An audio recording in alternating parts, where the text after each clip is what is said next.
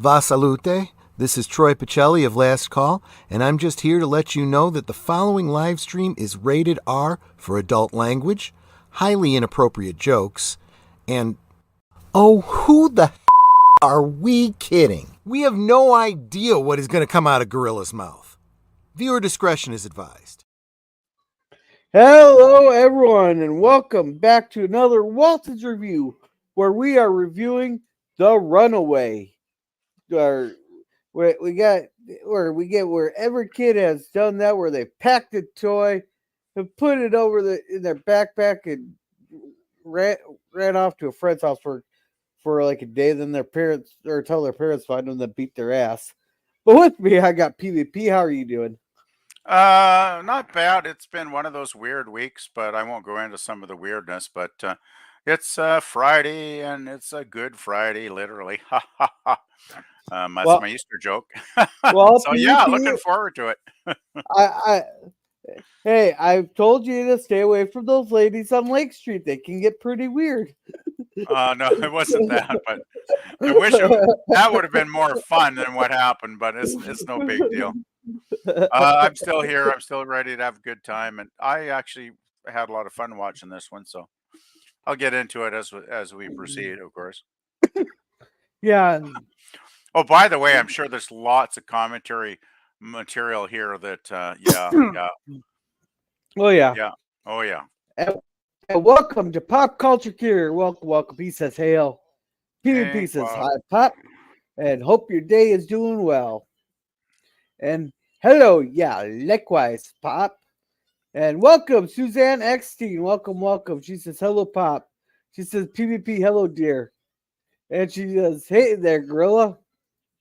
Hello, Suzanne. Hi, yeah, Germ's not going to be able to join us for a little while. There, I'm not sure if he'll join us tonight or not. PvP says hi, Suzanne, sweetie. And we'll be listening while washing the floor, so away from chat.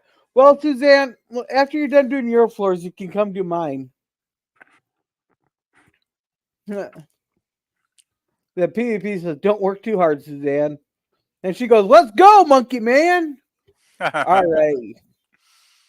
I gotta say, I have great respect and admiration for a lady that's not afraid to wash floors. That's pretty cool, Suzanne. Hard working lady. All right, let's start off with our prologue. In today's troubled world, it isn't unusual to hear that a member of the family has packed up and left, gone off on his own, feeling rejected and misunderstood. When I was growing up on Waltons Mountain, it never occurred to us that such a thing would happen to in our family, and yet it did. All righty. Oh, we got. And Suzanne says, bite me. On my hands and knees, PvP. I don't use a mop. Yuck. I'm gonna hold back comments on that. I'm gonna hold back comments. Bite your tongue. All right. Yeah, So, yeah. Suzanne's posted a few things. I did actually put a comment back there, so I hope Suzanne takes it the right way. I'm sure she will. yeah. All right. Now, can we just take a second to admire this beautiful scenery here? I would love to live in like an area like this, but I can't afford to move. Well, I Yeah, can't afford to move everybody. it would be nice to kind of live in a scenic spot like Walton's Mountain, wouldn't it, Grilla? Yeah. Then all right, so we got Jason here. He's barking orders, telling them to hurry up. We're coming. So we got Jim-Bob there. He has a little. Apparently, he stole Archer's dog named Porthos. Wait, what was that? Oh, never mind. It's a gerbil they named Porthos. In just a sec, I gotta see what the heck is yelling about.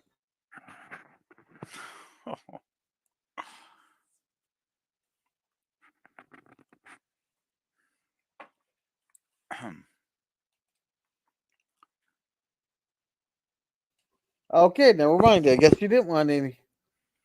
Actually, Porthos is So, a guinea pig. gerbil, guinea pig, hamster, same difference. Well, they are kind of different because I did have a gerbil once, and was not like the other ones. But oh well. Guinea Okay. pigs are really nervous, though, aren't they? They're really twitchy. Well, it's tweaking. They get real fun when you put a little bit. You put a little bit of Red Bull in their water or in their like Oh, dish. Oh man, they get really entertained. oh man, that's cruel, Gorilla. They're already high strung enough, the little guys. Oh, I can see we're off to a good start tonight. This is gonna be I good. thought, yeah, you put them in those little hamster balls. Oh man, that thing was fucking taking off all over the damn house. Are you That thing saying was, you could power the town on what it was doing on the wheel? oh yeah, we just put a little ball around the house, and that thing was fucking taking off for a long time. Oh man. Oh boy. So kids, do not feed your hamsters their Red Bull. They will tweak out on you. All right. So we got Elizabeth bitching there that she has a cough, she's hot, and she doesn't feel good, and she wants to yelling to. And then, this is a typical reaction right here, right here. Just a sec.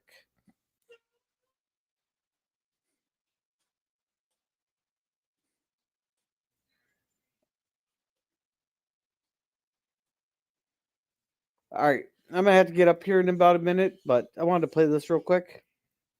Elizabeth, put your sweater on. You're gonna catch a chill.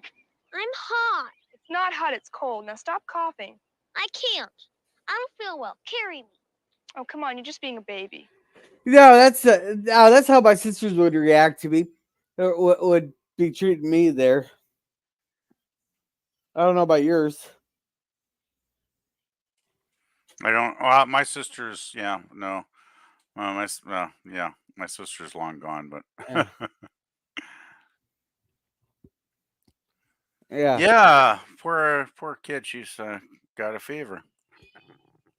Yeah. So she makes Jason use it. Well, she goes. Well, she told him.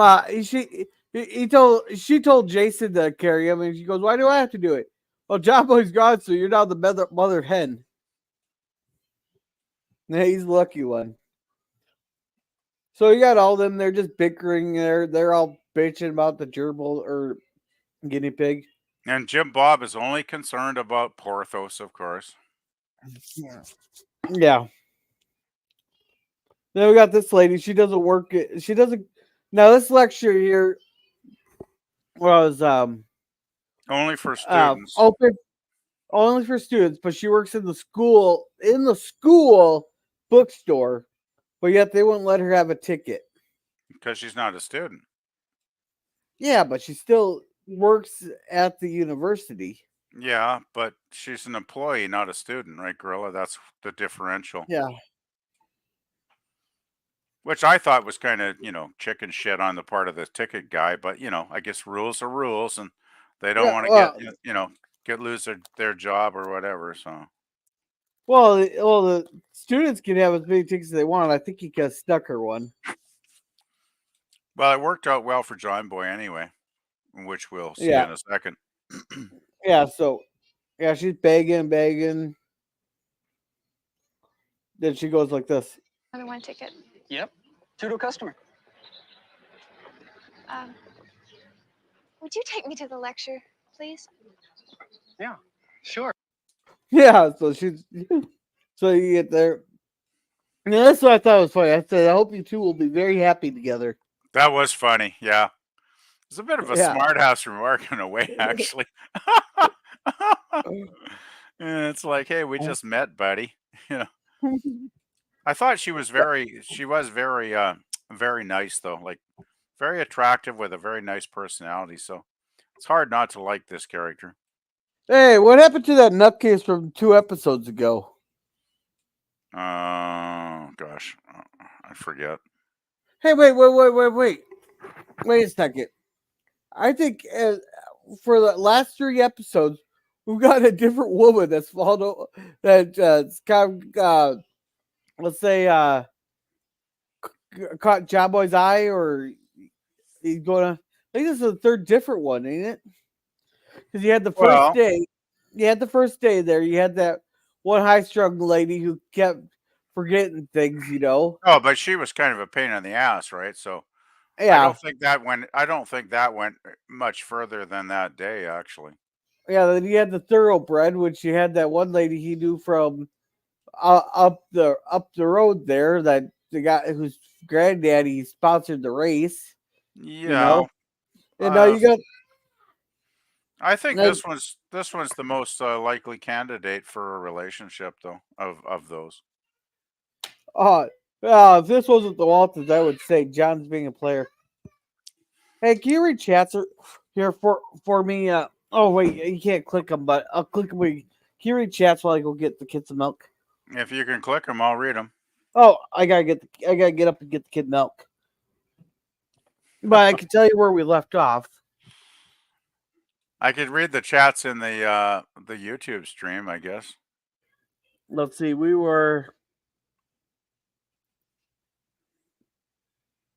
Yeah, right here. I'll be right back. Okie doke. Is that an invitation, Suzanne? But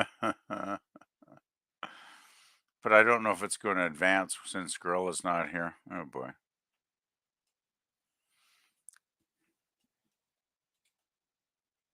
I'll just read it from the chat on YouTube here. So actually started. Suzanne said, "Bite me," to Gorilla, and then Suzanne said, "On my hands and knees, PvP. I don't use a mop. Yuck." And then I responded, "Is that an invitation, Suzanne?" That was to Suzanne's "Bite me" comment, and she answered, "PvP, sure." And I was like, "Whoa, okay." I was all like, smiley hearts. And then Suzanne said, "Gorilla PvP," and I lived in that scenery, and yeah, kind of. The mountains are around here.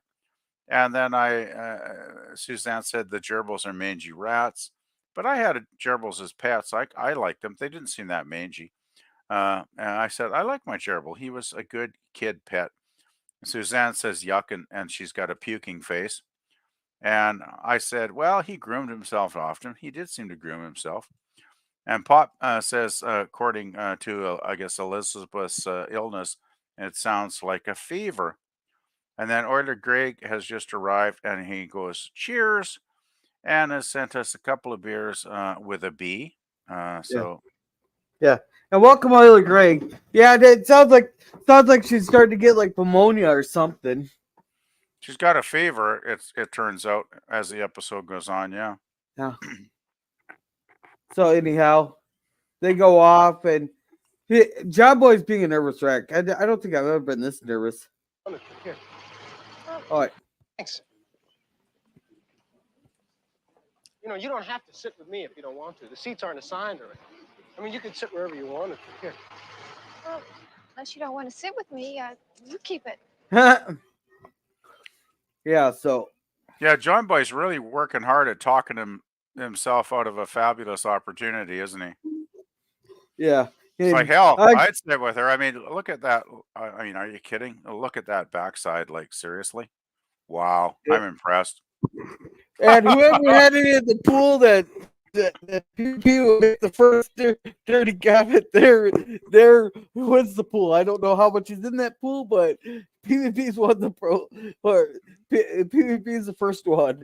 Well, you gotta admit she is very attractive. At least I thought she was attractive. Nice figure, nice figure.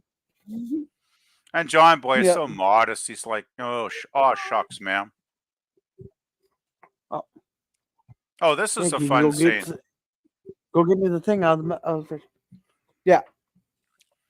This is actually a really fun scene.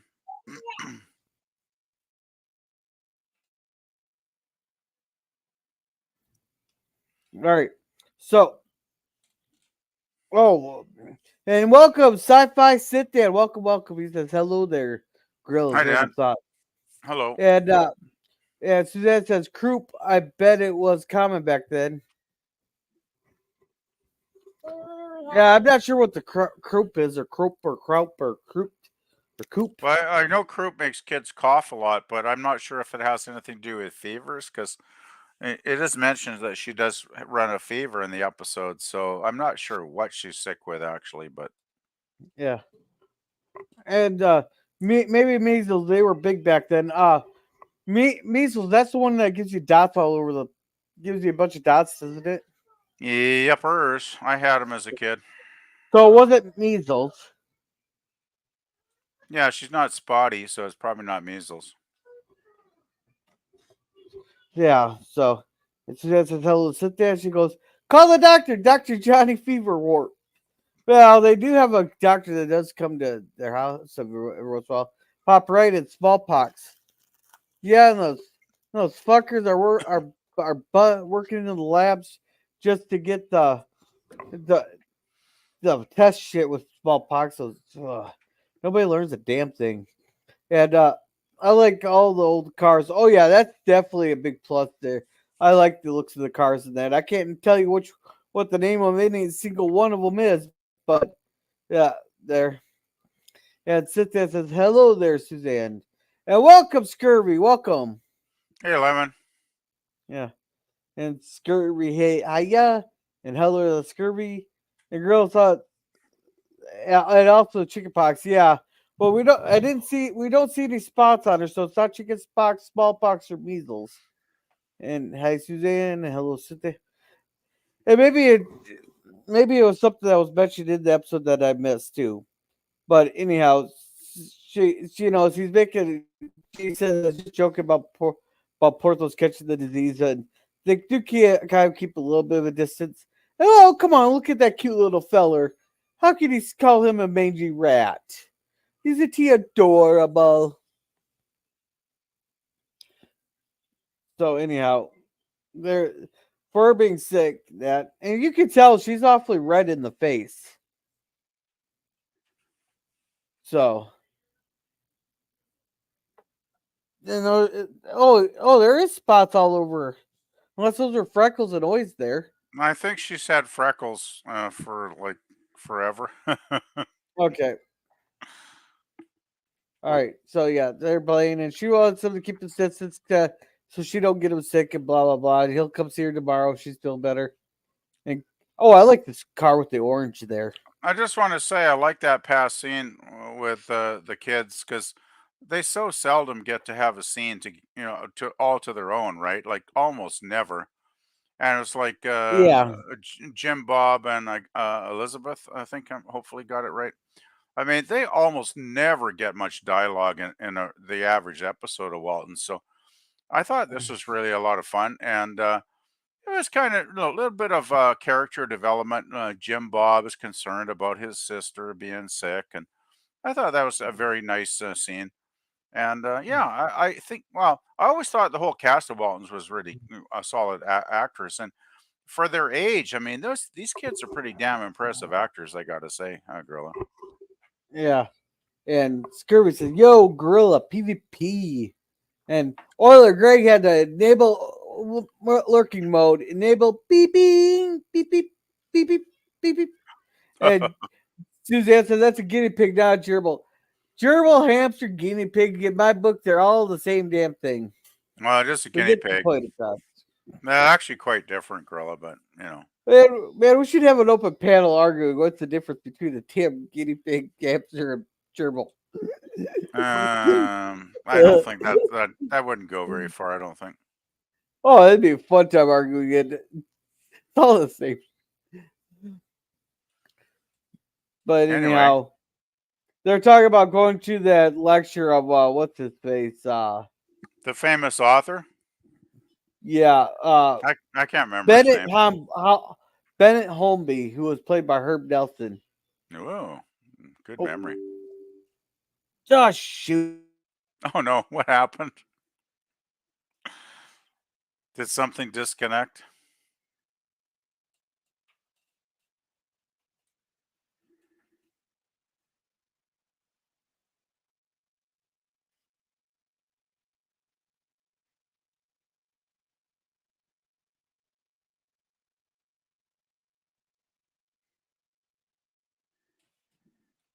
You with us, Gorilla?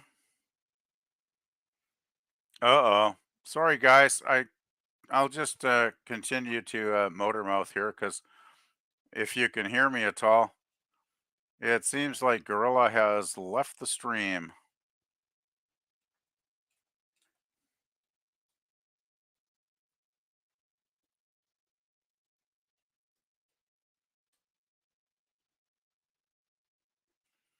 Can you hear me, guys?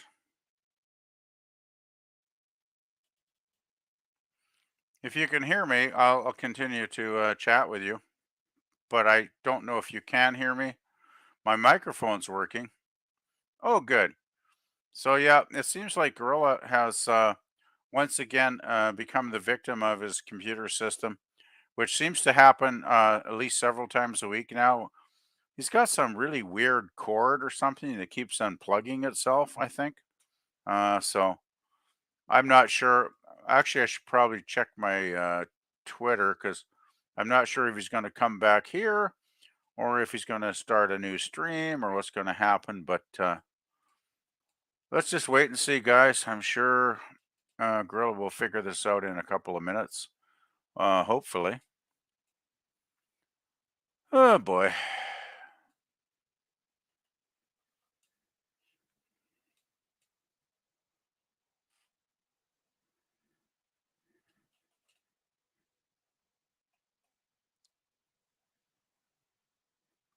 Well, gosh, there's not much to talk about yet because we're barely into the episode, darn. Actually, I'll ask this question.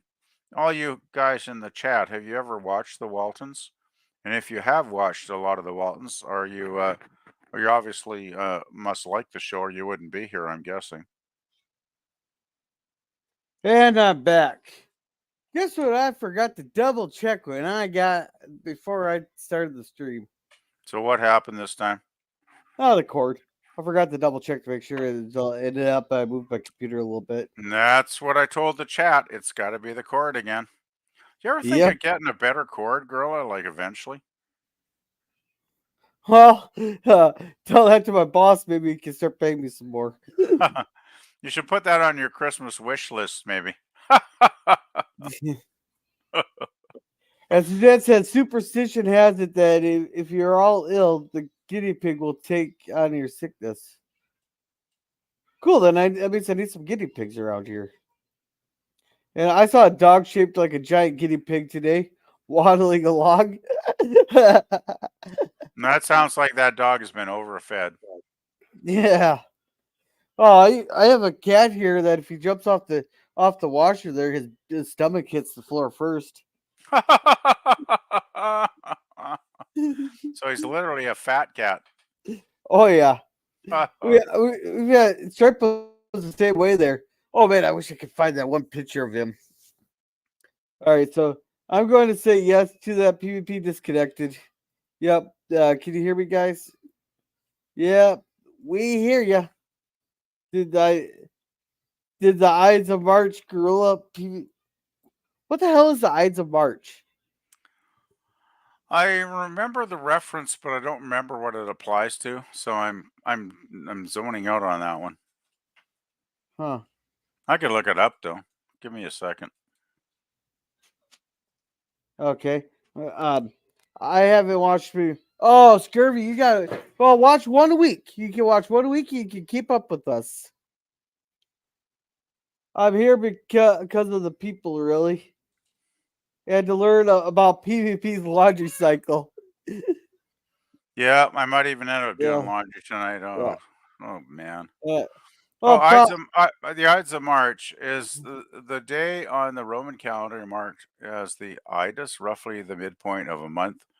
Blah blah blah. March 15th. Man, actually, go ahead, Gorilla, because this is far too detailed. Okay, and I offered to help Gorilla get a new cord. Yeah, I know you did, Pop. I'll get one eventually. It's just one of those. You got your own worries to worry about there too. This one works fine for now. I just gotta remember to check to make sure that the orange dot's on before I start a stream. Okay, I think in relation to Julius Caesar, there was something about beware the Ides of March, and that's he was assassinated. in 44 BC. He was stabbed to death at a meeting of the Senate. As many as 60 conspirators led by Brutus and Cassius were involved. So the Ides of March have something to do with that. Caesar passed the seer and joked, well, the Ides of March are come. I mean, I don't know. There's a lot of history here, but it's far too detailed for me to go into it on the stream here, really. Basically, it was Caesar's assassination. Yeah, basically connected. Well, that Yeah. seems to be the most famous Yeah. point of reference. Yep. And that is one hell of a way to do elections right there. I can't, hey, man, if we're going to fall like the Romans, then we got to do our elections there of our emperors there like the Romans. Well, you know, if you start, I don't know, if you start, well, you guys have assassinated your politicians before, so Only 4. hopefully that won't become a recurring tradition, but you know, It's that's only been, that's precedent though. it's only been 4, and let's see, 1, 2, 3, 4, 5 attempted. That's all. I remember, what was the last one? Was it Reagan in the 80s? That was attempted. Yeah. No, 2015. Oh, what was that one? Well, it wasn't exactly a presidential attempt there, but some guy at a Trump rally tried to grab a cop's gun to go up on the stage and self-delete Trump, or to delete Trump. But he wasn't president then, was he? Yeah, but he was running. Yeah, but I'm talking about people that were actually in office at the time. Oh. Because I remember Reagan in 84 or something, he was shot outside. There was some meeting, or he was at a library doing some function, and they went outside and someone tried to shoot him. Actually, somebody did shoot him, but he survived. Hey, wasn't that the press? Who's that lady that played it? He was watching Taxi. He wanted to press that little girl or something, so he went and shot the president for her. Wasn't that? I don't know it's so long ago. I don't remember the details actually, Gorilla. I actually remember. You know what I remember that week the most is because I got my first VCR like 2 days after Reagan got shot. That's when I got my Betamax machine, which was an awesome video recorder and built like a frickin' tank. I wish I still had that sucker actually. That's when I got into the wonderful world of video recording off of the TV. Anyway, I don't remember the details on the Reagan assassination attempt, but you still here? Hello? Yeah, I'm here. The kid wants more milk. All right. Okie doke. Yeah. I think John Boy lucked out. I think she's pretty good looking lady here. He's got in his car. Yeah. And Pop says, thank you, Scurvy. I hope you're doing well. He says, thanks, Pop. It seems to be having bad luck lately. But honestly, on the grand scheme of things, minor issues. Yeah, you always have minor issues there. Sorry to hear that, Scurvy. And Pop, sorry to hear that too, though. That freeze frame don't look right. Okay.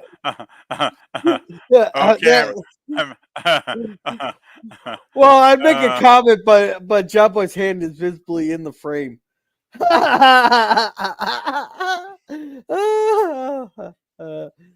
Thanks, Pop. Maybe people have much bigger problems. Yeah. No, John Boy's hand wasn't in the frame. I'd be making a comment there. John Boy.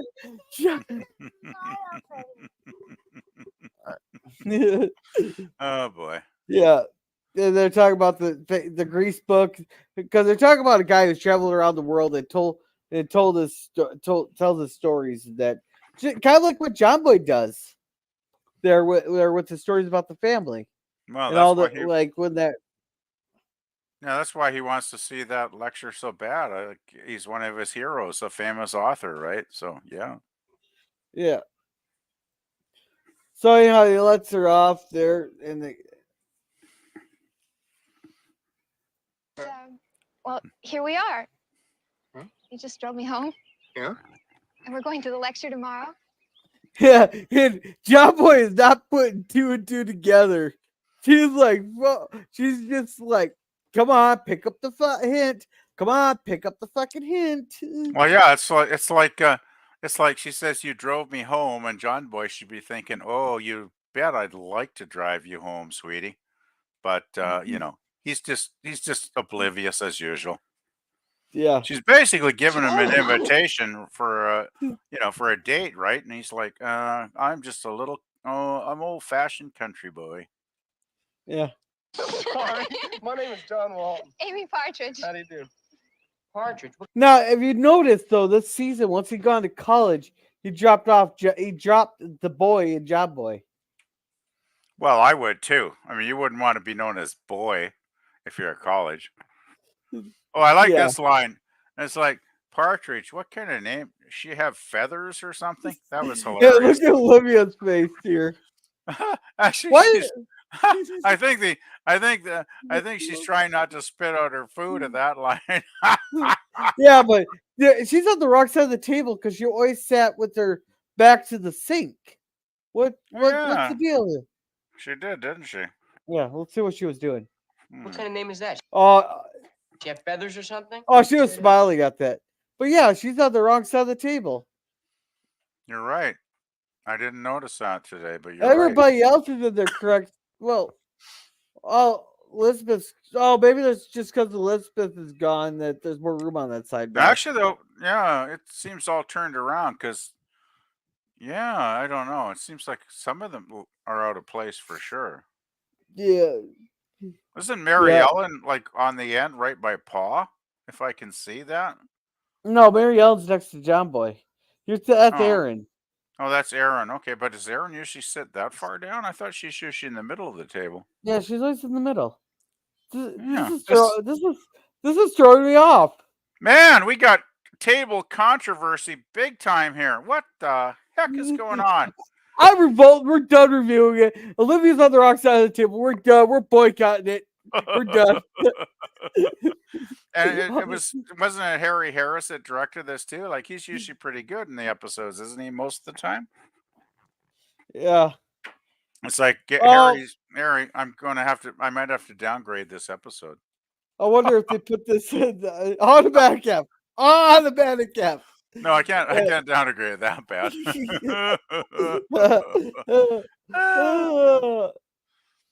Okay, well. Scurry says, "Ever thought of doing Rockford Files? Anyone?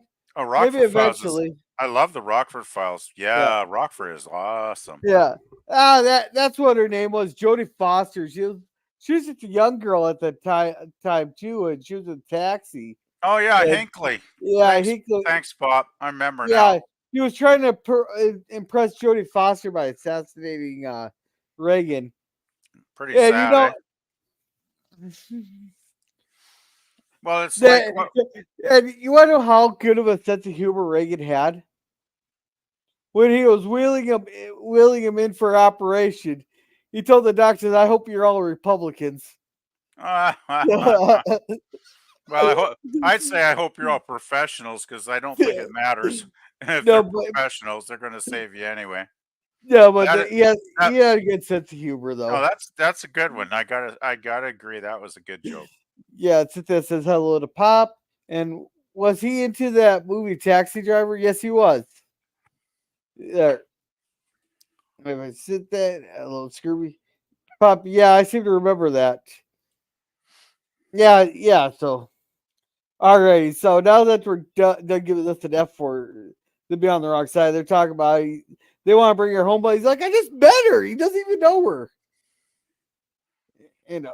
Oh. I don't even know her. Well, you don't have to be so growly about it. Look, all I did was just say that I met a girl. I want to get Grandma's reaction, but I don't want to get copyrighted here. But yeah, so they're arguing about that. Grandma's the best part of the scene for sure. Yeah. All of a sudden, it's a federal case. That's right. Why is it everybody say it's a federal case when everybody's just questioning him? Well, I guess he thinks it's like a big deal kind of thing. Yeah. Sounds like a mighty forward girl to me. Imagine asking a strange man straight out to take you to a lecture. Squeaky. Well, what's she mean by forward? Like she's floozy or what? Yeah, basically. Yeah.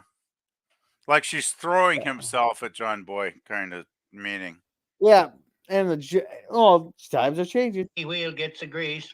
You want it in this world, you got to ask for it. You know, so they just keep smacking each other's arms. No, I love this. So the banter between Zeb and Grandma is like, yeah, I know exactly what Zeb asked her like many, many decades ago, and he got the squeaky wheel greased up, so to speak. Yeah, no.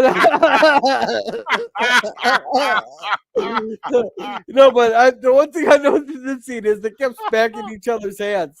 They Oh, kept smacking. it's lovely. I think it's so awesome. Like there's obviously that connection, right? When they're bantering back and forth here. Yeah. Yeah. Really good Oh, stuff. right here. Oh, this here too.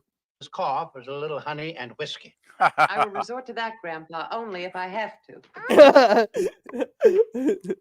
Yeah, so resort to that when hell freezes over.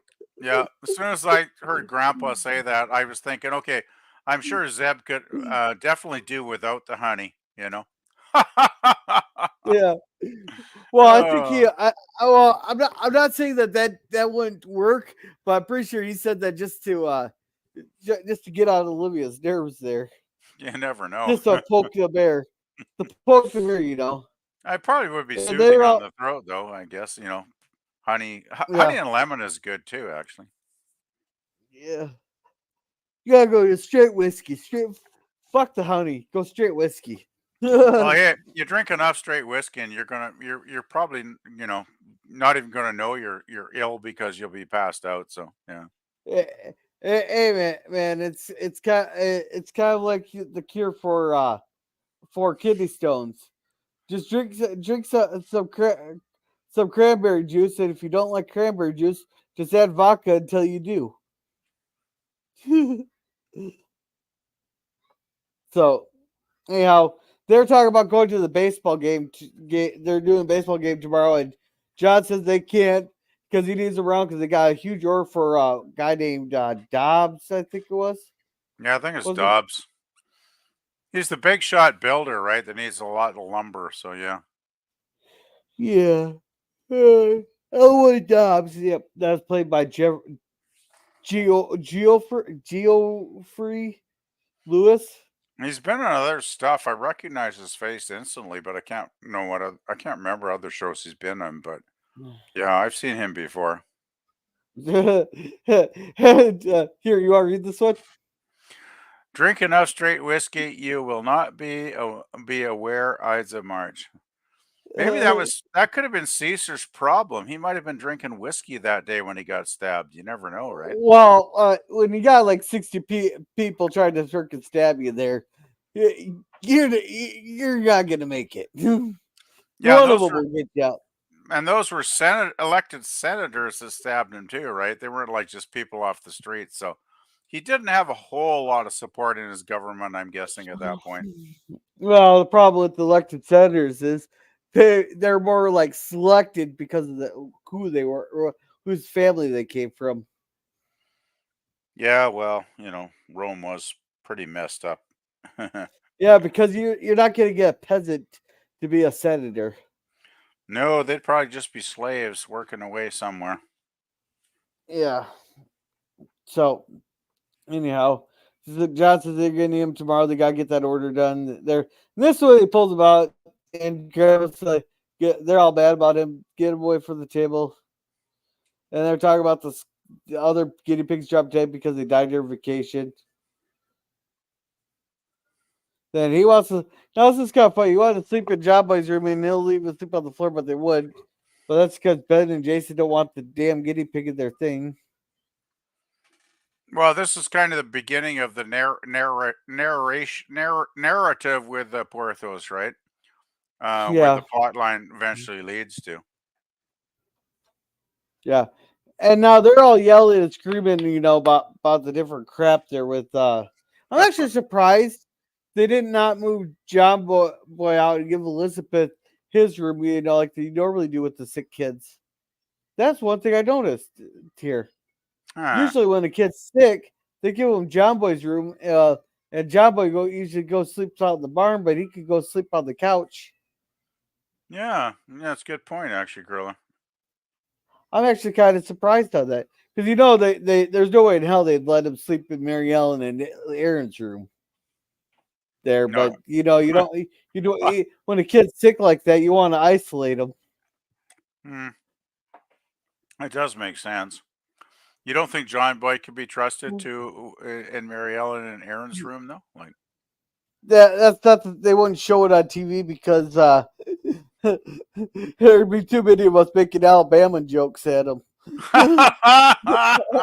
okay, I get it. Yeah. Backwoods to Tennessee and backwoods Kentucky. There'd be too many jokes flying around about that. Oh man, You this is a good scene here. yeah. So anyhow, they're sitting there yelling. He starts banging on the wall, telling them to shut the fuck up.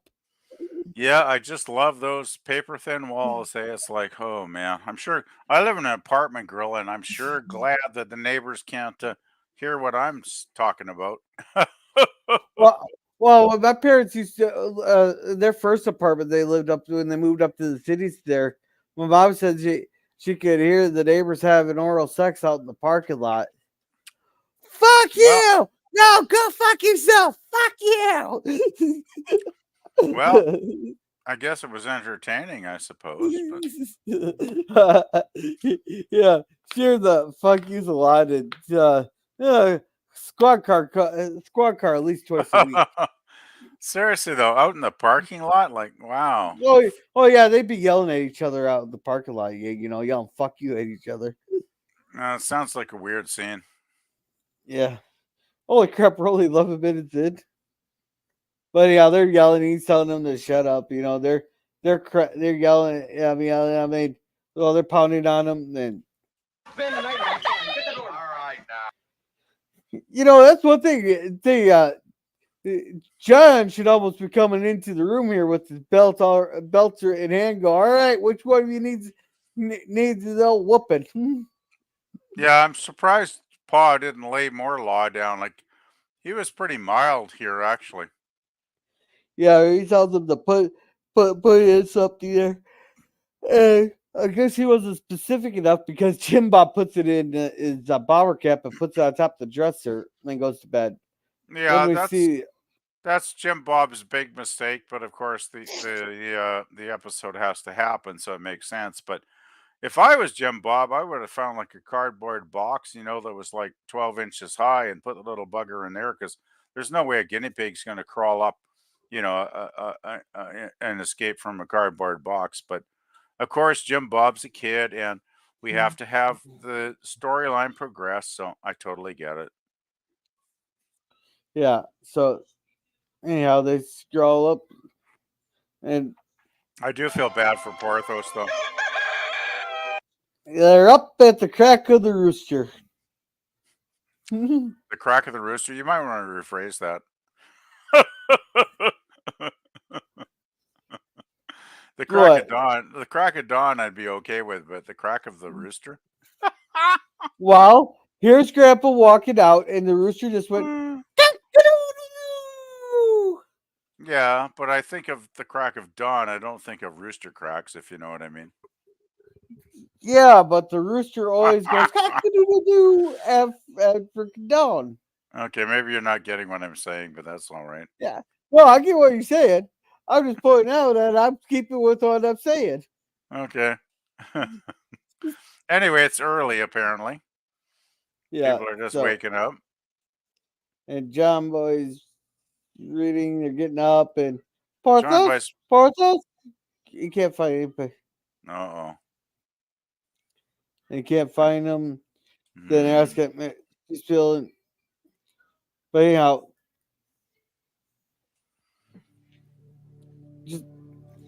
Hey, Porthos. it's like settled music, but I like it. Oh yeah, there's a lot of drama in this episode. Like this is like a great like how many times have we had a great Jim-Bob episode in the Waltons? It's like this is like a great Jim-Bob ep. I really enjoyed having his character, get to grow a bit in this one, Yeah. I mean, Yeah, I don't know about you, Gorilla, but anybody that's been a kid at that age and lost a pet in a bad way, it's like I totally relate to this because I had a couple of dogs when I was a kid, and I'll just say it didn't end well. When you've lost a beloved pet, suddenly it's like it's really tough to deal with, and I can understand totally the emotions Jim Bob is feeling here. Oh yeah. Then the yeah. Then you got the boys come Sitting in in. the middle of the floor. Porthos. Porthos. That's all you've been talking about. Get a move on. Got stuff to do for Daddy. All right, so there's strike one, and hey, I want my equal representation. If I have to see them shirtless, I want to see. Oh no, never mind. They're all. No, I can't. At least Olivia shirtless.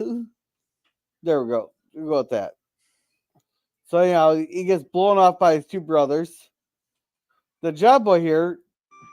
You look like you've been shot through an orchard and hit every tree.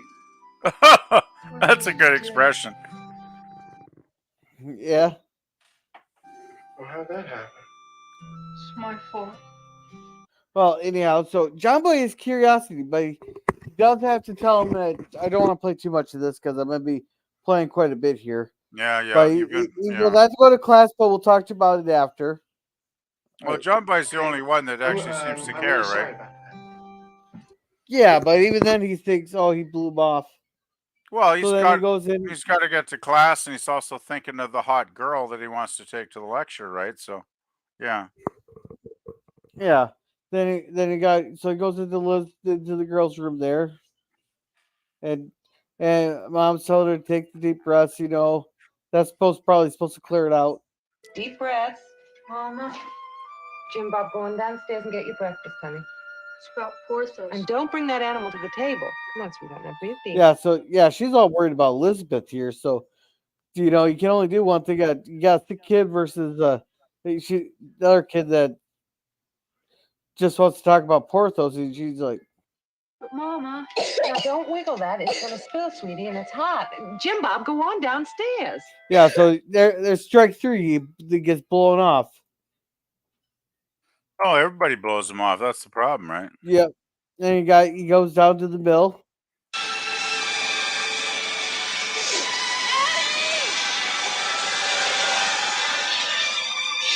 Yeah, man, there's absolutely no safety guards on that thing at all. But Jim-Bob, don't ever touch me while we're on this floor. You'll have a bad accident. yeah, so basically, he starts yelling, and Jim-Bob starts crying. Son, that's nothing to cry about. Now run along. I gotta finish this order for Mr. Dobbs. On, Jim-Bob. No, I can't go fishing with you today.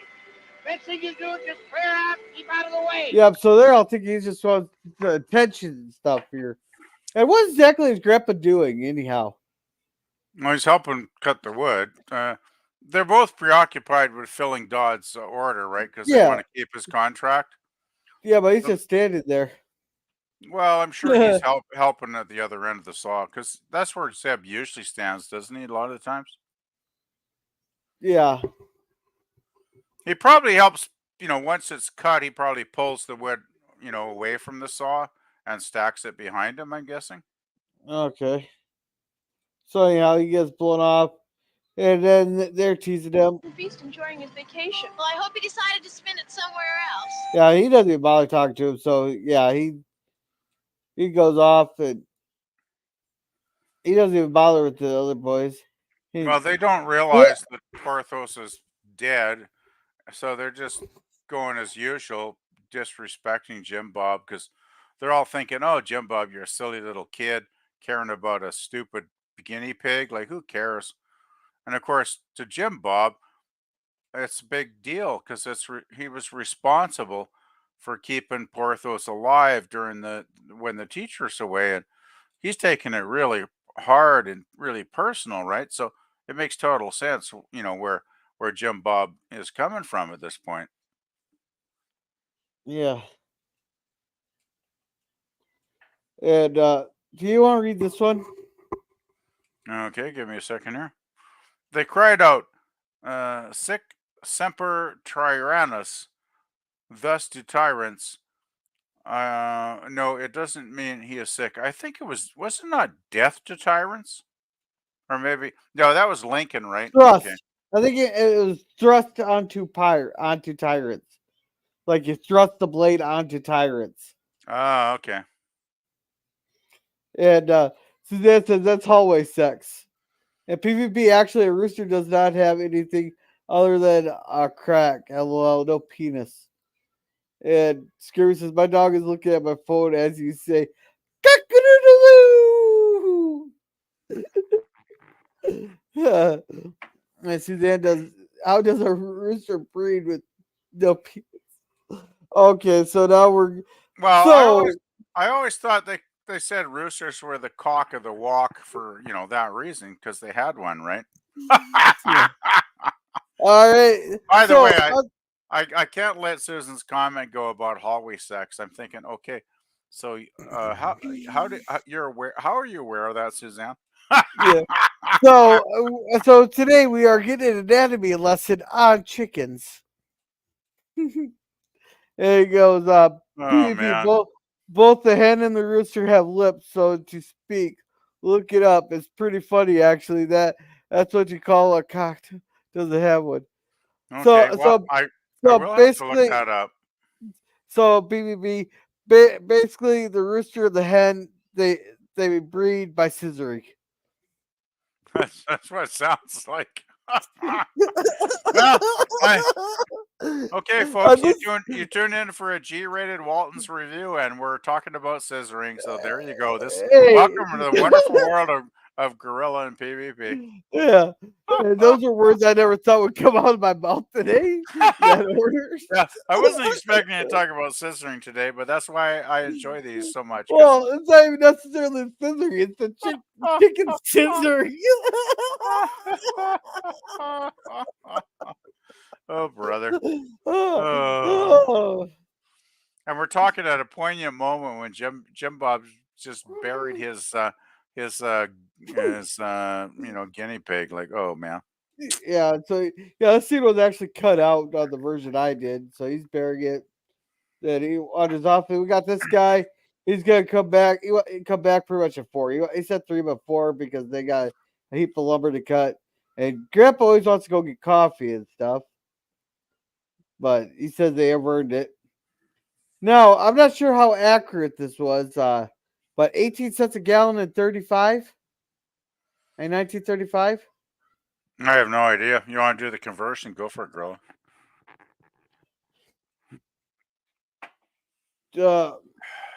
So it's 2 things here. So how much was gas? I'm just going to step away for a minute anyway. I'll be back quick. Yeah, 1935. 1935 gas prices today. Oh, so they're 19 cents. So holy crap, they were. So that's equivalent to $4.35 in 2024. Okay.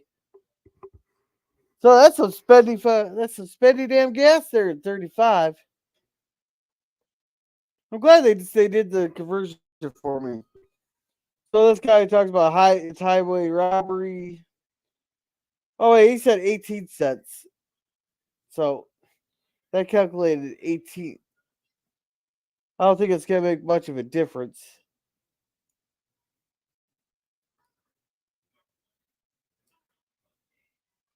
Okay, it's 4.12 at 18 cents. It's 4.12 in today's money. So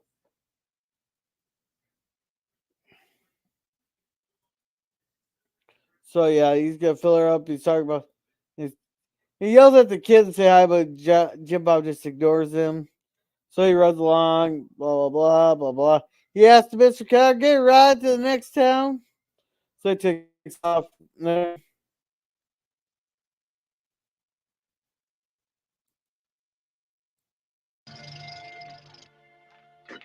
Esther, I could do with a couple more of your lovely flapjacks. You could do better without a couple more of my lovely flapjacks. Look at that stomach. but you can't even see your own feet. Oh God, you gotta love Grandma and Grandpa's banter.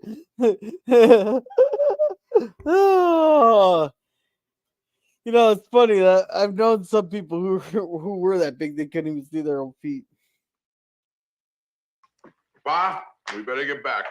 Yeah, so they get back at it. Oh, then here's the letter that Jim-Bob gave away. Because he's never coming back. I'm running away forever. Everyone's too busy to care that Porthos is dead. Oh man, then don't bother coming looking for me. So they got to go out and start looking, blah blah blah. And Yeah, that's when they realize the situation, right? yeah, then Jim-Bob just tells this guy, hey man, I was supposed to catch a bus, go see a sick relative, but I missed it, blah blah blah. He's real stingy, Yeah. he's asking for him, and that's one thing that show that how like inept the adults were in this, episode. Like that guy believes the story, no problem. Gives him a ride. Like, Well, I wouldn't say inept, Gorilla.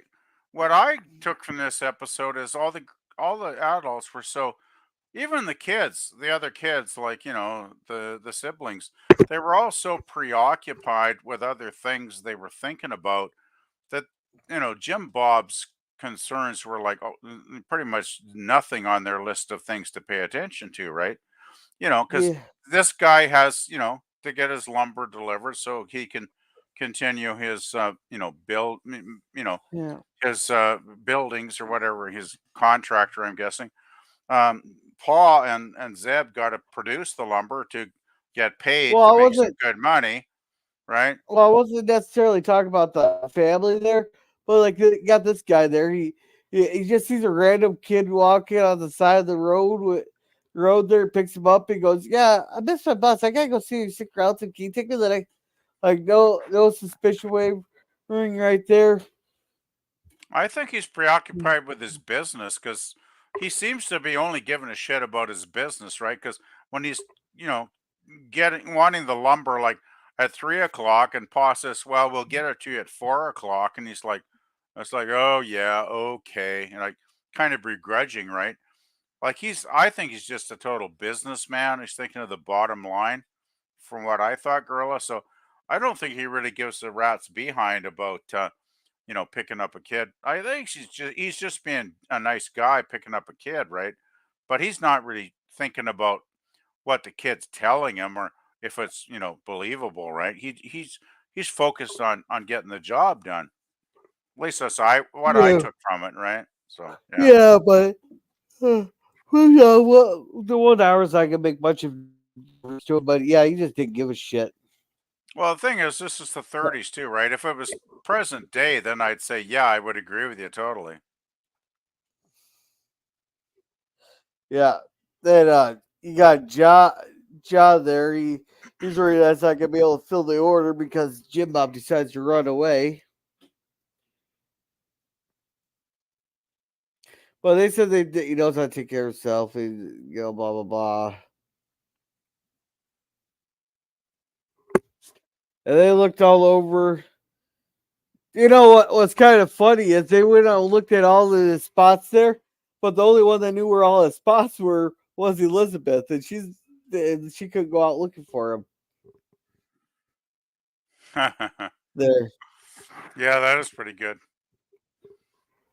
But of course, Elizabeth is far too ill at this point, so Yeah. Yeah, they're gonna go look around some more, blah blah blah. Yeah, so they sent her back to bed.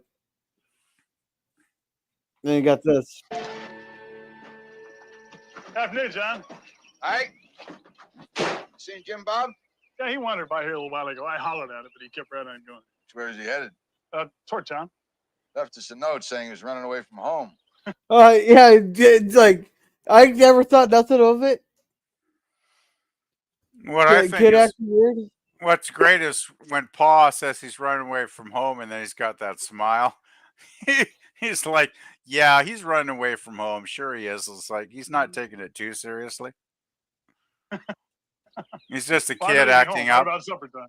Probably. Well, he figured he'll be home by supper time there. They're Exactly. probably, well, they're going to call Sheriff Briggs there. And he said Elwood Dobbs would have seen him there. Hey, Lemon's in the chat. Or I mean, Resolute Germ's in the chat. I should say shit. I'm getting people mixed up here. Okay. And you missed some good ones there, Germ. And says, I think the only bird that has appendages is a duck. Yeah, and even that looks like a corkscrew. I don't know if Germ has time to join us, but maybe not. Oh well, maybe it's too late. Yeah. Even that looks like a corkscrew. And she goes, sorry, farm girl. And Pop says, that's Joffrey Lewis, good friend of Clint Eastwood. Cool. And Scurvy here says, is that guy with the mustache a villain? That actor always plays one? Well, I've seen him. He was in a lot of stuff, but if I had the actor's name, I'd look him up. But it's Joffrey Lewis. You should look it up then, Gorilla, because yeah, I'm on it. According to the IMDb here, let's see. He's been in other TV stuff. I'm sure he's been in other shows. He's best known for The Way of the Gun, Thunderbolt, and Lightfoot, Every Which Way But Loose as Orville, and The Devil's Reject. Let's see, Bobby's Little Monster, Retreat, High Outside Baseball Noir. So that stuff was in 2012. So, he died in 15. So no TV stuff at all. Miss Nobody, The Haunted World of El Super Beasto, The Butcher, movie McAllister, Cold Ones, House. Oh, so he's in one episode of House, one episode of Criminal Minds, Wicked Little Things. Let's see. Fingerprints, Wild Hearts, Voodoo Man. Oh, he's in an episode of My Name is Earl. Okay, so he did get around. He never was a series regular or anything, though, eh? No, it's all bit pieces or movies. Okay. Well, I guess he was less significant than I thought he might have been, but I did recognize him, so. Yeah. Trilogy Terror, The American Prefect. He was in what Trilogy of Terror, the TV movie? The second one. Stubbs. Okay, maybe not the one I'm thinking of. He was in Walker, Texas Ranger. Gambler 5. Yeah, so he's a man without a face. Yeah, he's a crap ton of You've had to see him somewhere because he has, just for acting, he has 228 acting credits. So he kept busy. Yeah.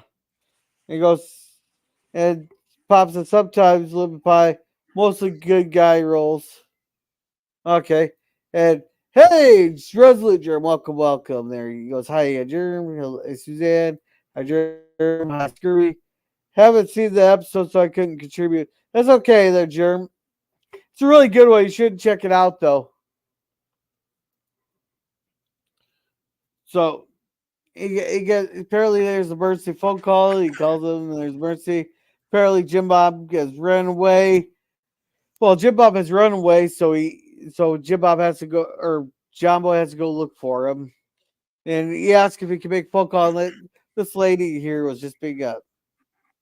It's a business phone. We cannot permit personal calls to be made.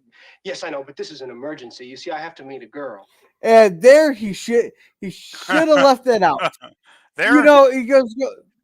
There he jumped the shark in the conversation. She's like, yeah, right. I've heard that before. If it was a young guy, high school guy, yeah, no problem. But this is an old lady. He should just go, hey, this is an emergency, and she might not even ask what the emergency was. Okay, if it's an emergency, go ahead. He should have said, oh, I have a parent that's had a heart attack and it could be fatal. Then she might have let him use the phone, I'm guessing. Yeah. Well, they got these kids here. They call their parents up and tell, "Hey, mom, I just told the cop I'm speeding because you fell. You need me to help you get up. I need you to go out on the front, lay down on the front steps, or when I pull up here." And then they pull up, and there the parents are laying out there going, "Help, I'm falling!" And it's just a kid playing a joke on them. Duh. But Anyway, anyhow, I thought this old biddy was being a bit of a biatch, actually. well, rules are rules. Oh, rules are rules. Yeah. Yeah, and with that, it's an ironclad rule. So he has to go out. Then this part here, my favorite part of the episode, right here. Excuse me. Can you give this to a girl? I mean, if I'm not here. I mean, if I'm here, I'll be here. But if I'm not here, there's going to be a girl coming to meet me a little bit before the lecture. And would you please tell her, if I'm not here, that I had an emergency and I couldn't make it, and I'm very sorry. Please. Thank you. He's just so nervous. He just doesn't. The guy's just like, "What the fuck's this guy going on? Is he on some kind of fucking crack?" Yeah, it's like, what's this guy on? Like, is this guy been drinking moonshine this morning or what? He got it. Oh, John Boy did get into a touch of the recipe there, I guess. Exactly. So, yeah, he's probably thinking, has he been hanging out with the Baldwin sisters? Because I know I have in the past. he found Zeb's whiskey in Zeb's sock drawer. That's why Zeb was missing whiskey. Okay, that makes sense from previous episodes. Actually, he does finally remember to actually tell the dude her actual name, which was probably helpful, right? Yeah. Oh, excuse me. Her name is Amy Partridge. Amy Partridge. Yes, and she's blonde, and she comes up to about here, and I'll try to make it. But if I can't, would you give her that? Thank you. Yeah, so he's just all kinds of nervous there. You should just add she's smoking hot as well, but don't notice that because I already have noticed. Wasting. Yeah. No, here he goes. He jumps. He goes. He goes. Here you go, boy. End of the line. He goes. I thought we were going to Charlottesville. You told me the next town, which is Whitrock. So apparently, Jim-Bob doesn't know the landscape there very very well. The towns. Because I thought there was Rockfish. We always hear about the two towns we always hear about is Rockfish and Charlottesville.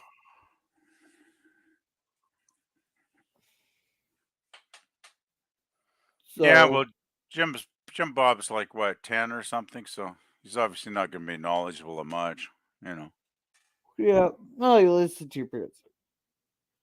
So yeah, he there, and John Boy says,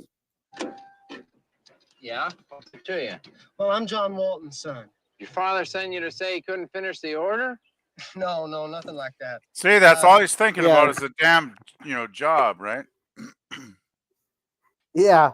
Well, okay. You just left the Waltons place like an hour or two ago, and now you just stopped, and now all of a sudden the guy who you're buying the lumber from's kid shows up and stops him. What's your first thought going to go through your head? Oh, I could see the assumption, but maybe he should listen to what John Boy has to say. No, I will have said that right off the head. I will assume that something happened. They can't finish the order, like the belt broke or the blade broke or something. Oh yeah, it makes sense. I get what you're saying, Gorilla, totally. But I just wanted to point out, Dobbs is totally focused on his work, his job, his contractor, his supply of lumber is what I'm saying, basically. Yeah, and Suzanne says, "Right, Gorilla, it's a corkscrew." Yep. Is the operative word there screw, Suzanne? No, we're talking about now. We moved on from roosters to ducks. There, the duck's appendage there is in the shape of a corkscrew. Wow, that must be wow. Gee, I feel sorry for the lady ducks, actually. No, you just wind up the duck there. They're let go, and it just starts spinning around and out. Oh man, I'm let's put it this way. I'm glad I'm not a bird. Oh, brother. Just a sec. Gorilla, you must be talking out your ass because I know your mouth knows better.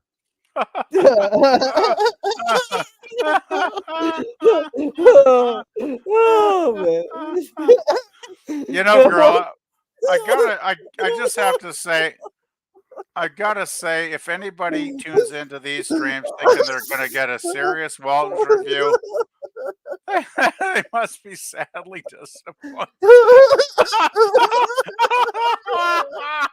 All I hope is I'm entertaining enough here. Oh God! Welcome, Taylor. Welcome, Taylor Swift. And you come in right at the time as we're talking about ducks appendages. And You thought you were going to get a G-rate in Waltons review, and you got a conversation on ducks appendages. There you go. Well, there's a reason I got that damn disclaimer at the beginning of the thing. Oh, I'm so glad you do. Yeah. So basically, Mr. Dobbs tells them that that Jim-Bob's ran away from home and blah blah blah. He tells them where he dropped him off.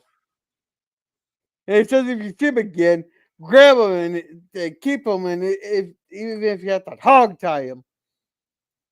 Now that would be suspicious. There, Jim-Bob happens to walk by. He grabs him, ties him to the back of the ties him to the back of the fucking truck, and that's about the time Sheriff Briggs shows up. That'd be quite a scene. Some explaining to do. Mr. Dobbs, you got some explaining to do. All right, nothing okay. All right. So I called John Boy. John Boy's out looking for him, blah, blah, blah. And here we find him.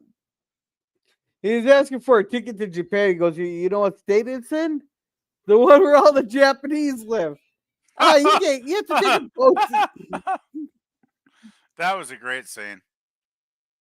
And see, this guy was getting sell. See, this is what I'm talking about. This guy was going to sell him a ticket without asking too many damn questions. Because this was so suspicious. He didn't know where he was wanting to go. Yeah, he was going to sell him a ticket if he had the money. Yeah, and really. Jim-Bob had enough money, he'd go to DB and DC by now.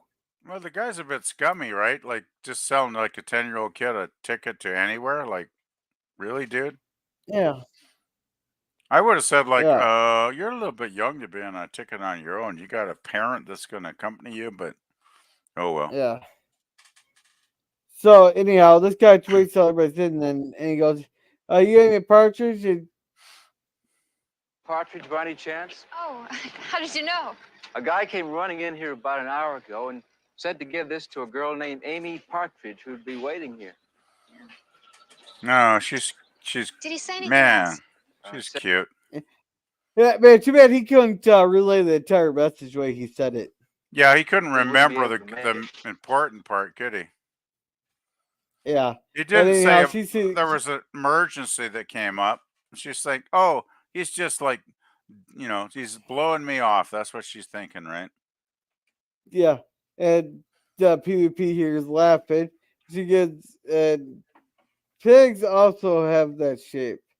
All right, we're not going into anymore. We talked enough about appendages tonight. Yeah, I never thought we'd get into genitalia configurations tonight, but it seems like we wander into that topic. I don't even know how it started. I'm blaming you, PvP. I'm not even sure what to respond to that comment Suzanne has here.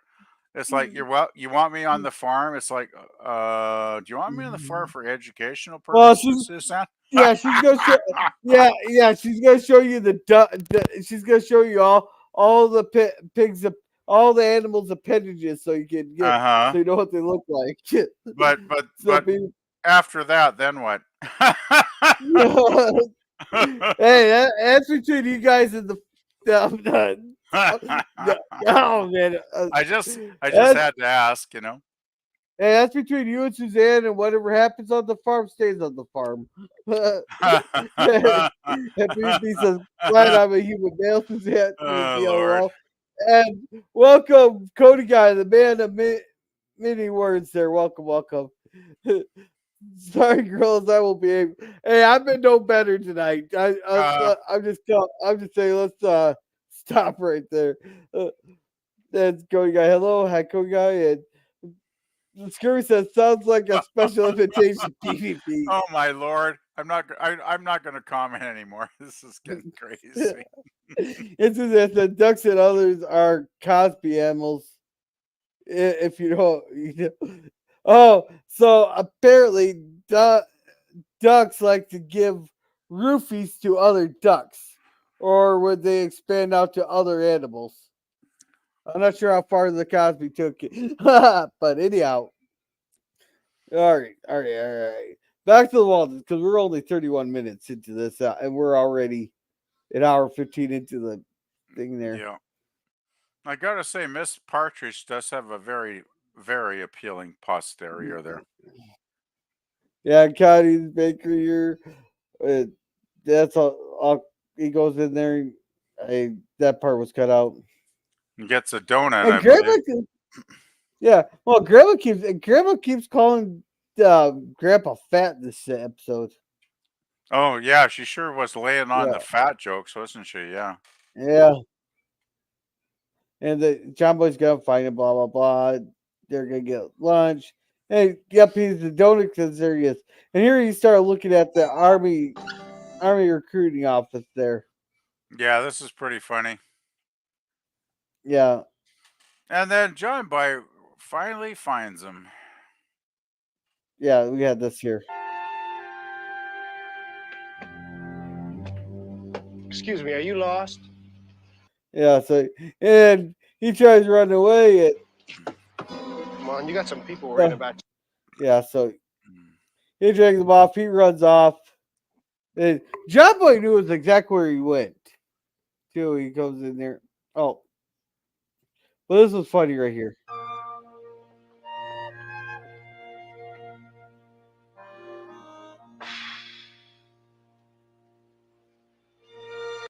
So the barrel just moves. So it's always those tiny little things that give you away. It's always those tiny little things. You mean you've I hidden wonder in what. Are you telling us you've hidden in garbage barrels before growing? Oh, well, it sounds like you're an expert there or something. Hey man, I had to hide from that lady's husband somewhere. Oh, okay. There you go. That's a joke. I'm kidding. That's a joke. Oh man. So yeah, but Come on, get out of the barrel. he's like, how'd you know I was in there? He's standing trash. And he says he's gonna run away to the army and recruit him here. Now I liked this scene a lot here with the army recruiter. I agree, girl. I think this is one of my favorite scenes in the entire episode because look at John Boy. He's like, okay, I know this is stupid. I know this is ridiculous, but let's just humor my brother. Just go with it. Yeah, go with it. Exactly. And the recruiter guy is awesome. Like, I love the recruiter guy because he's like, okay, I understand exactly what's happening here, and I will go with it. And Suzanne says, honors their partners doesn't need a pulse to consent. Alrighty.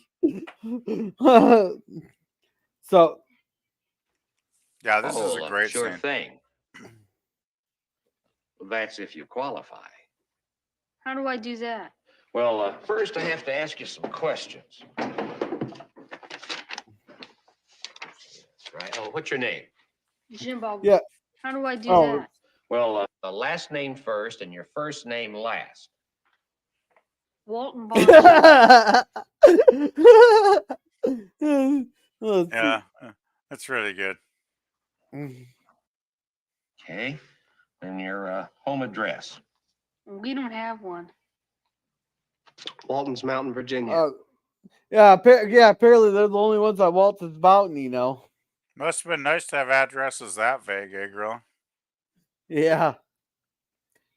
But I suppose they didn't want to risk putting a real address out there. Because, that guy there is still probably pissed off to this day that they had the number 867-5309. Oh, He actually God. had to have it changed. Yeah, I think they basically disconnected that number pretty quickly after that. Yeah. Yeah. By the way, if this guy's in the end credits, I'd like to know if he did other stuff because he has only a bit part as the recruiting officer, but I thought he was pretty awesome in this scene. Yeah, that's Gary Vincent, Sergeant Stone. Gary Vincent, Vinson. Hmm.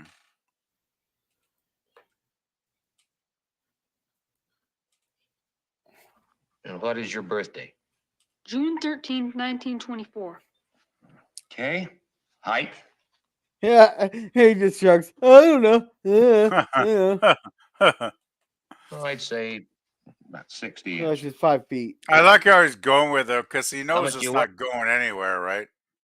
Yeah, because he's actually way too short. He's a few inches way too short. And I believe you have to be 120 pounds. I believe. Yeah, and way too Pop young might and be way able to too correct me on this. and way too young and uneducated to boot. So yeah. Yeah, because there's a guy when I was sitting in the jail there. He was talking about his time when he was in when he had to go over the fight the Japanese in the Pacific there during World War II. He was an old timer sitting in there, and he was a short guy, you know, and he was ready to serve. He wanted to go get those Japanese after Pearl Harbor and stuff.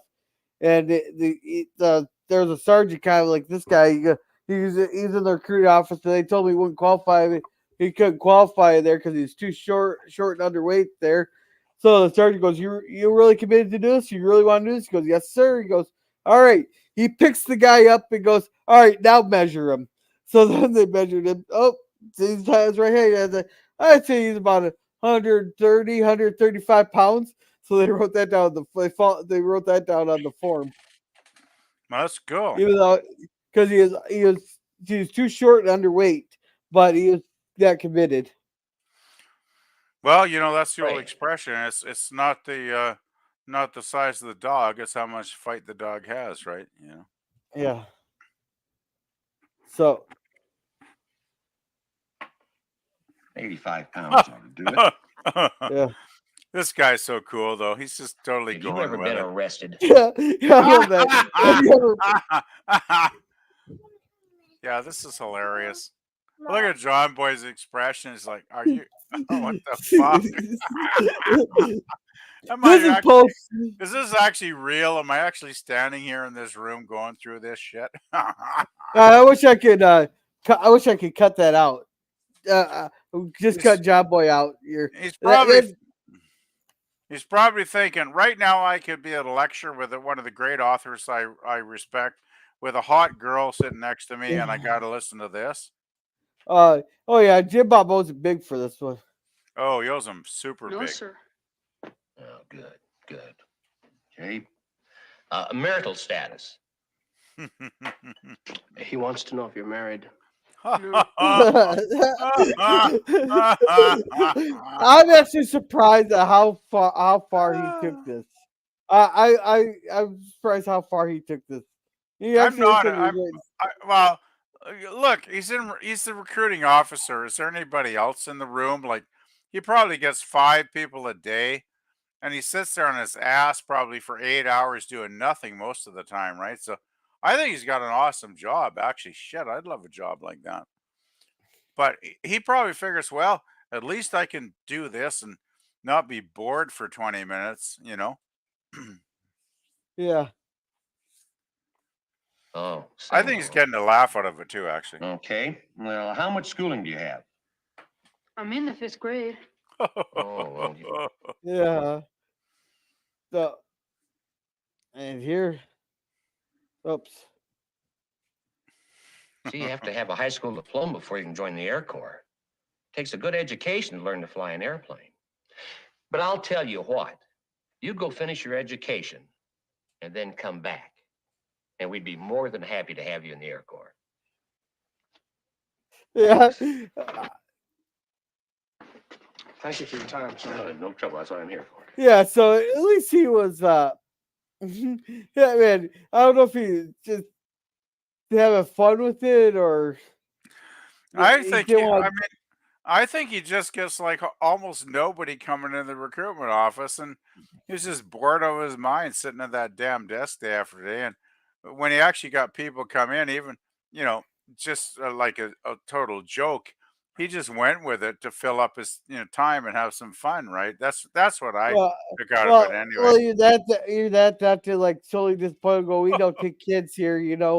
Maybe you just wanted to have Well, a. he should have said that right off the bat. It's like, son, you're way too young. But of Yeah, course but he that didn't. could have been like a shock to the appointment to him, versus we fill it out and go, oh, you just don't qualify instead of we don't take kids.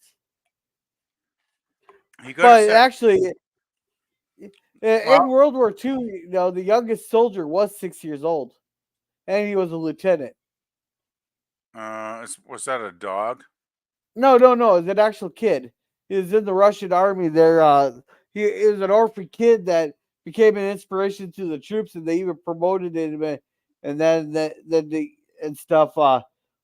I'd have to get his name, but yeah, there's Yeah, yeah. a pretty cool story on it. You'd better get his name because I'm having a hard time believing a 6-year-old was in anybody's army Yeah, growing. well, he didn't. He wasn't out there shooting people, but he is kind of like the army's mascot, and they He gave him must have the been a rank of mascot. lieutenant.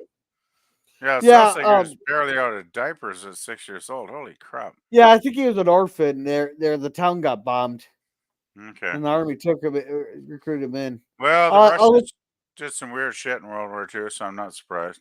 Yeah, everybody did. Anyway, I really And liked the recruiting guy was awesome. yeah, Suzanne says, I think what he was doing is adorable. He's teaching that boy a lesson. Yeah. So anyhow, so they're gonna go off to the hotel down the corner. He's gonna call Dad. And he keeps having to grab John Boy. So he calls him in. I love this. John Boy has to keep holding on to him just so he doesn't run away. And he tells him he has Well, him. John's gonna come get him. John Boy's had him run away a couple times, and he's not about to let it happen again. So yeah, that makes sense. Yeah. And it's supposed to be nice that they can just keep water and spoons and that out on the tables and not worry about them getting dirty or anybody doing anything to them. Must be Well, nice. I remember back in the 60s and 70s, it was like that growing. Yeah. And it'd all So be he's like just gonna get to, nobody thought of doing any shit. Hey, let's put it this way: when I was a kid in the 60s, we could go away for the entire day and leave our doors unlocked, and nobody would ever think of going in your house. People yeah. just didn't do that. It was not a social norm then. Nobody would ever go in your house. You'd knock on the door if there was no answer. You'd never enter somebody's house. Yeah. So anyhow, they talk about the word sick, This is all. And I this love guy, the last part. Yeah, yeah, this is yeah, my favorite part of the episode is like the last 8 minutes or so here. yeah. And this guy's listening the whole time. Was running around being busy. And Jim-Bob's talking about how everybody's being busy there, and nobody cared. And John Boy just explains to him everything that was going on. Yeah. And he goes, yeah, I can't run away. Nobody knows what's bothering you, blah, blah, blah. Well, John Boy just tells them sometimes when you got some really bad stuff you're dealing with, just tell people that you're going through a bad time and ask for their help. Like, because John Boy says, well, I don't remember you actually specifically asking me. Like he knew Porthos had died, but Jim-Bob didn't tell John Boy that he really needed someone to talk to. And that's why John Boy had left. So John Boy should have gone, taken Jim-Bob down to the parents or the grandparents and said, you got to talk to this kid. Like he's really messed up, right? Yeah. So, well, you got to think, you got to think that, well, yeah, the boys were big jackasses, but this is before anybody knew about Porthos dying. They're just tired of hearing about him because that's all Jim-Bob was talking about.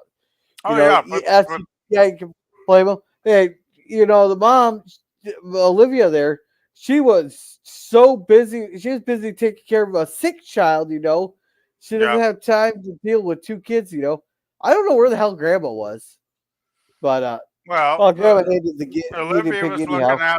looking after Elizabeth.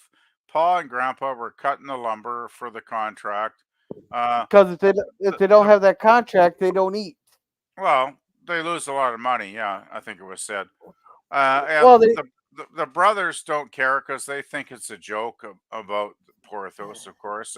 The sisters don't care because they pretty much think the same. So I, and I meant actually Grandpa did blow him off because Grandpa was working at the mill doing the lumber too, right? Remember, Grilla? Yeah. No, I was talking about Grandma. I don't know where Grandma was. No, Grandma's probably taking a nap. I don't know. I don't remember seeing her actually in that part of the episode. Yeah, I know. That's the weird part. But basically, either they're busy or they didn't give a shit. That's why you ran away. But then we get pretty much it. Yeah. Then we could always write to each other. Yeah, so blah blah blah. They're talking. I assure you both, it would not. Do you know us? Yes, I think I do know you. Both. Now, you, young man, are feeling put upon because attendance wasn't danced upon you at the exact second that you needed it. Yeah. I had trouble trying to wrap my head around what the hell he was trying to say. And Jim-Bob, I guess he kind of half figured out what he's saying, but it's still one of those. It's like, what the hell are you going on about, old man? Well, Jim-Bob's a kid, and he's not going to understand everything. But yeah, what I got out of this scene was more what John Boy, as a writer that just beginning to learn how to write, and he realizes that this is the guy that he wanted to see at the lecture, and that's why I just loved the rest of this scene. Yeah. And Suzanne says he showed the boy respect, speaking to him like a man, and the kid needed that because everyone ignored him. Yeah, that's exactly what she said. And Suzanne says, PvP, where I live, we don't lock the doors either on the house or the vehicle. I wouldn't be spreading that word around too much. And he goes, you are blessed, Suzanne. Indeed, I am. All right. So. But yeah, I just the last 8 minutes of this episode I thought was some of the best, one of the greatest scenes in the entire series. It's I'm gonna be so playing. good. I'm gonna be playing quite a bit of it. And you, sir, are perfectly right. Now, people should listen to each other at all times, if possible. Now, patience isn't easy for a person your age, but I'm willing to wager that if you hadn't flown off the handle and had waited a bit, time would have been made for Yeah, you. see, that's exactly right.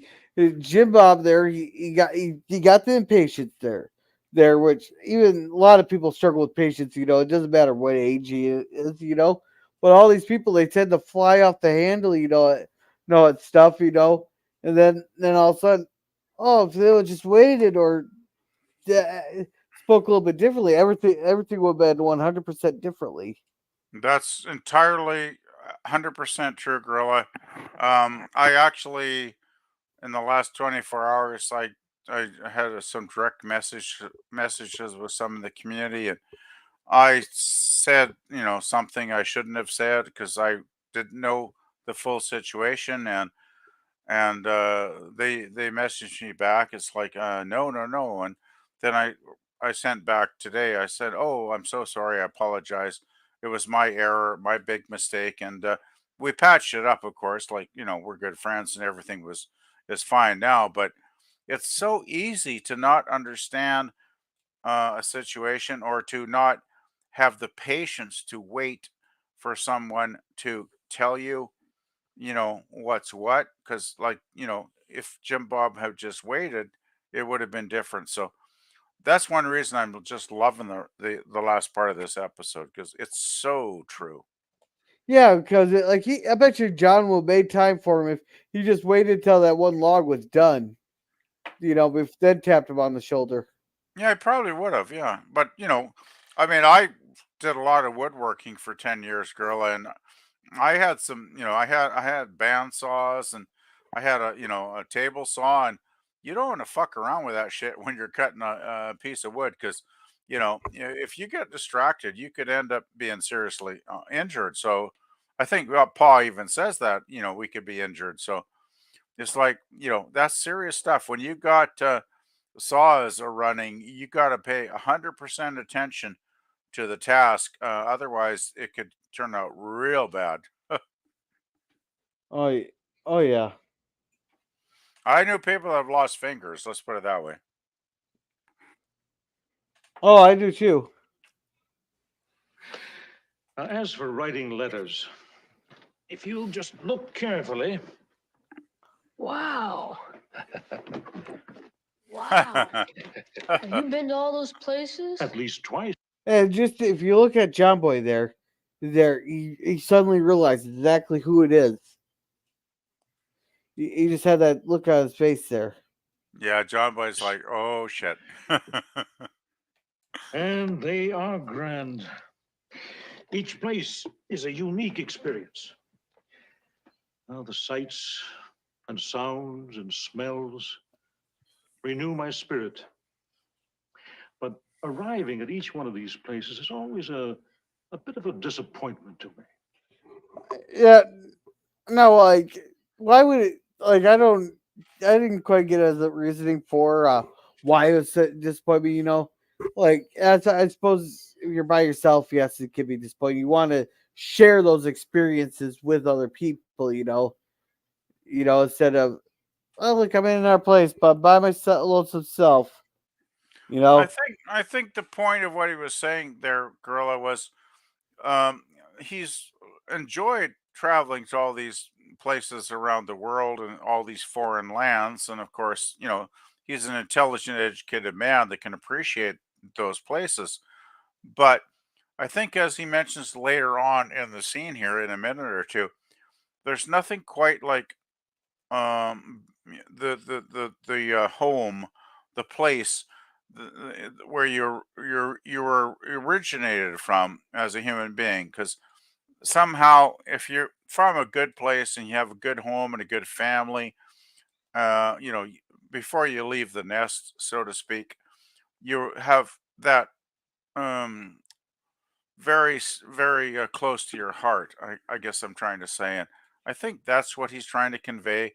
I think not just to John Boy, but even more to Jim Bob at this point. Well, you're just yearning for home, is what it is. Yeah, it's like there's no it's like the Wizard of Oz, and Dorothy says there's no place like home. There's no place like home, and there is a lot of truth to that. Yeah. Wouldn't be for me. Now, you hear me out, young man. I feel a sense of disappointment because there's never anyone there to talk to who cares. I think we got the gist of this. Yeah, there's pretty much time there. He spawned words. He found his family's all gone. But then he learns that John Boy's gonna be a writer. That now the funny thing is he learns that John Boy's gonna be a writer. His brother's gonna defend him there, and he gives him spokes up there. He tells John Boy he got John Boy's name. He's gonna buy his book when it's published. He's gonna keep an eye out for his name. That's very cool, though. Yeah, I mean, look John at your Boy's books. thrilled. John Walton Jr. Jim-Bob Walton. Bennett Lawrence Holmby. I know. Yeah, then he goes over to the waitress stand there. Yeah, I just Right think here. Did you know that man who was sitting here talking to us is the man I was supposed to go hear lecture today? And nothing that he said in that auditorium could have been better than what he said to you and me straight out right here. Yeah, so he's all excited there. Well, he should be, because his one of his the authors he idolizes and worships just told him, "You have the talent to be a writer, and you should pursue that in your life." And it's like, wow. I mean, that's pretty exciting when somebody tells you. Well, let's put it this way: I met a famous painter called Jack Shadbolt, which is one of the biggest, most famous painters in my part of the world. and I met him twice, and he actually, came to the college, and he picked paintings out for the exhibition, and he picked one of my paintings, which I was very overjoyed with, and he gave an hour-long lecture on the lunch hour one week. And after the lecture, I actually approached him and I talked to him for several minutes about why he chose my painting. And I mean, it's hard to underestimate when you meet a famous person that is, a master of the craft you're trying to learn, and they encourage you. I totally understand what John Boy's feeling in this scene. Yeah. So, Well, I guess we better be going. no, he said he basically said your screw up today turned into one of the best moments of my life. There, pretty much thing he said. We missed that part there. And he Where? says Well, he back to bought school, me Daddy will be here. he bought me tea. You can either say goodbye. Yeah. So now. They won't have a mask Oh, on. well, that's a whole other problem. Excuse me, ma'am. Could we have the check, please? There's no charge. The old gentleman said to tell you it was on him.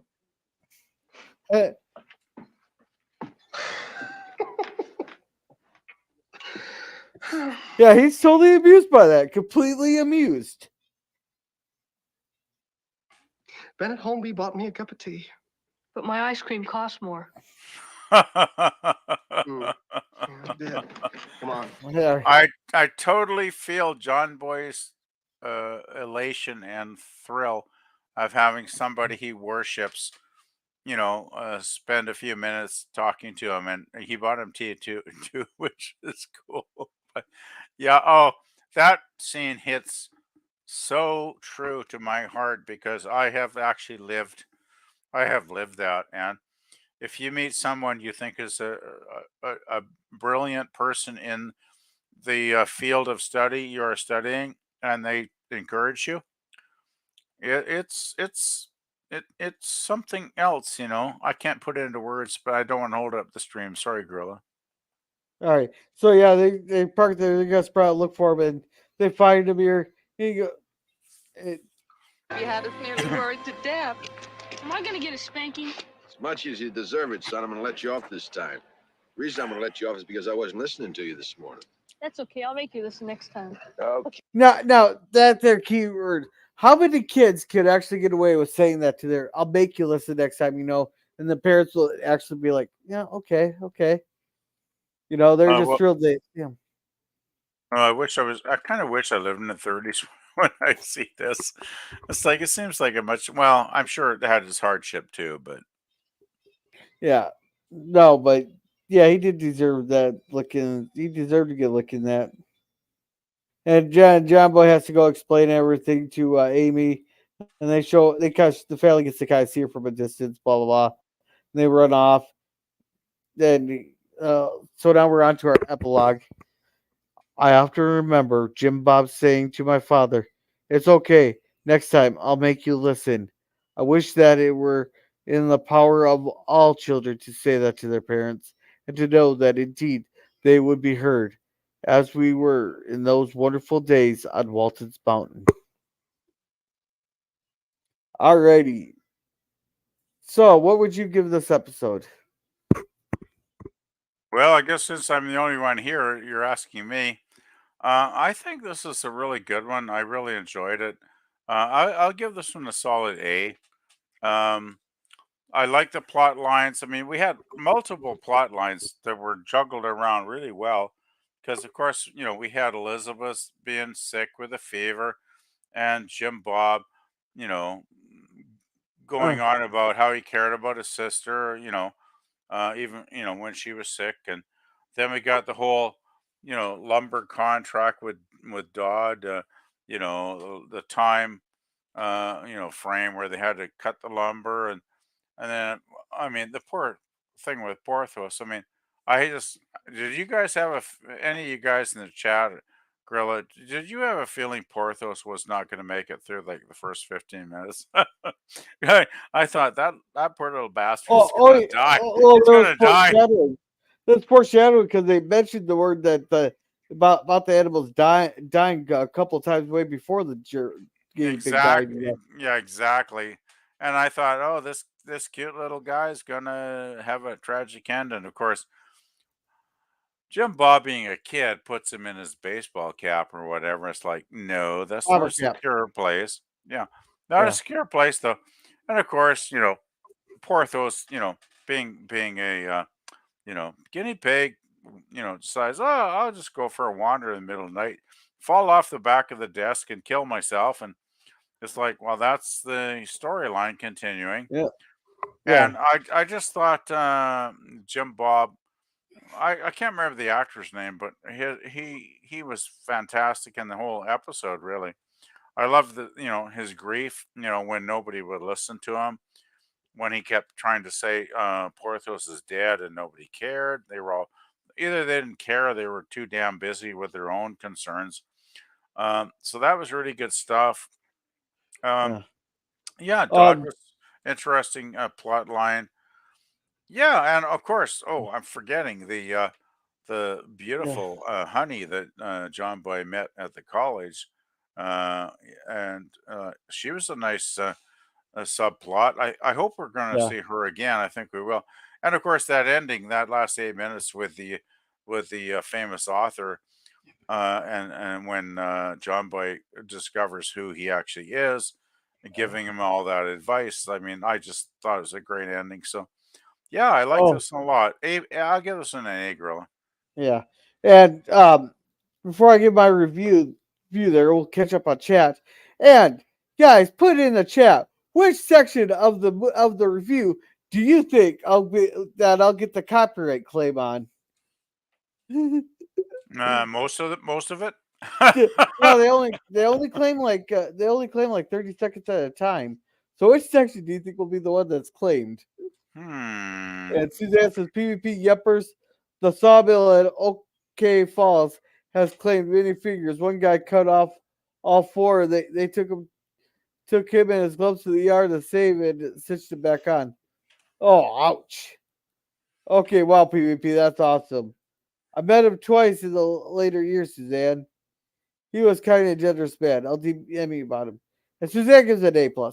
Now, I don't know what much more I can add to you that you didn't already put in there. You had like the perfect storm of John and Grandpa, they have to get this order out. They don't get it out the Fed. Elizabeth, the family don't eat there. Elizabeth got sick, so that taking up Mama's time. Grandma, I don't know where the fuck she was at afterwards, but you expect the brothers and sisters not to care. It's like a perfect storm. And John Boy here was like, and Jim-Bob just flew off the handle. And he just left. No, but you had the inept adults. I'm still giving this an A+, but then the last 8 minutes definitely made it worth it. You had John Boy willing to sacrifice his date with the author he's absolutely obsessed with to go look for his brother. This just shows how much the family does love him, And come on, you can't give that recruiting officer an A+ for going through that spiel just for the hell of it. I have to change it to an A+ as well. I always try and be a bit conservative in my ratings because I'm always thinking as much awesome an episode is, there might be a better one down the road. But it's like, fuck it, I'm going to give it an A+, guys. It's an awesome episode. Hey, season 4 of Babylon 5, I'd give probably 15 out of the 22 episodes an A+. So that sounds pretty good.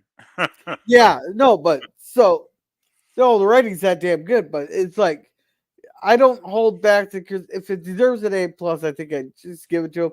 Because every episode's gonna have a flaw. You can always have ones you like better, but if it's good and you thoroughly enjoyed it, A+.